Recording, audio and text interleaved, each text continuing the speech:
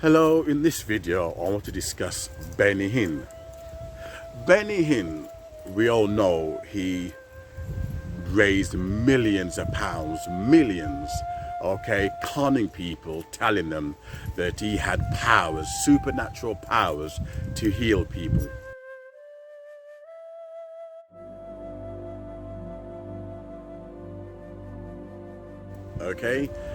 He's not the only one. Kenneth Copeland, there's lots of American fake faith healers who claim they have the powers to heal.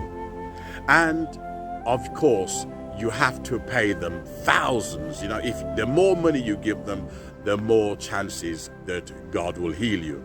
And this is the rhetoric that they used. Benny Hinn ended up buying mansions and limousines and Rolls Royces. So he lived a good life, claiming that he can heal people.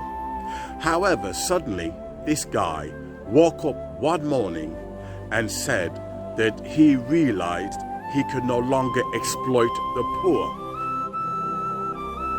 He realized that these fake prophets were in it for profit. They were in it for money.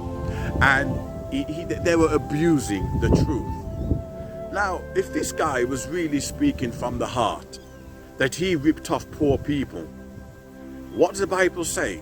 When you find the truth, the stolen money that you received from the poor, you should give back.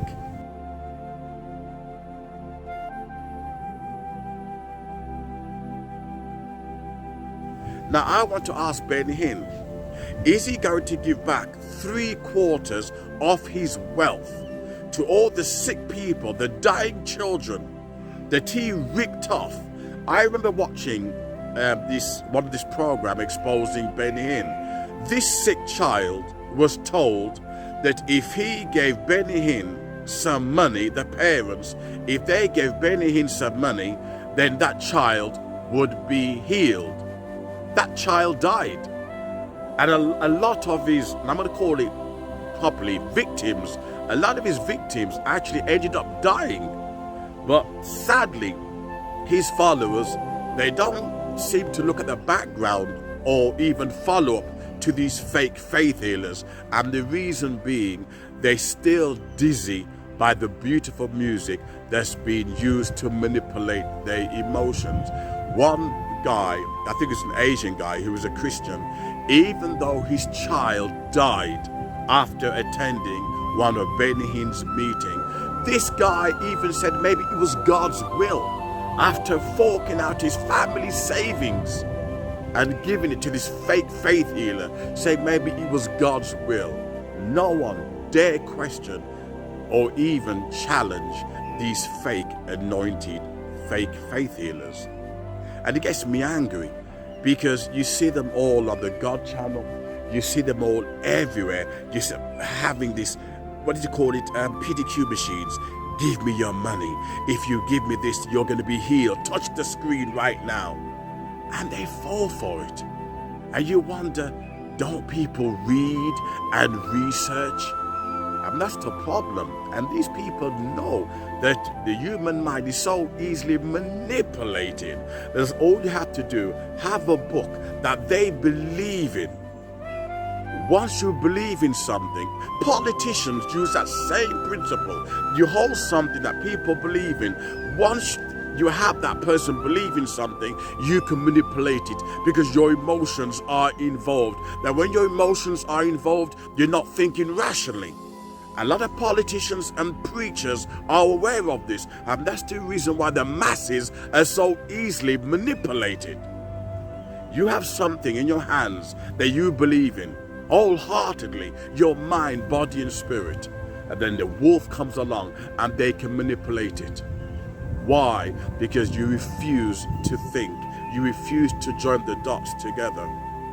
Thousands of people have died as a result of these fake faith healers, but still, for some unknown reason, they have a spell over our minds. Benny Hinn says that the fake prophets, including himself, has been exploiting poor people for too long. And I want to ask him, now you've woken up to this truth, Will you give 3/4 of your wealth, of your mansion, of your Rolls Royce, your Ferrari? Are you going to give it back to the poor that you exploited?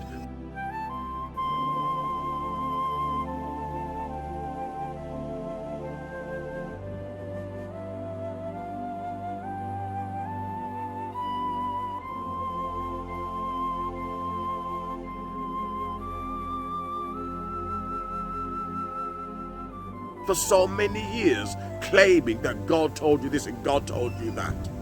No, of course not.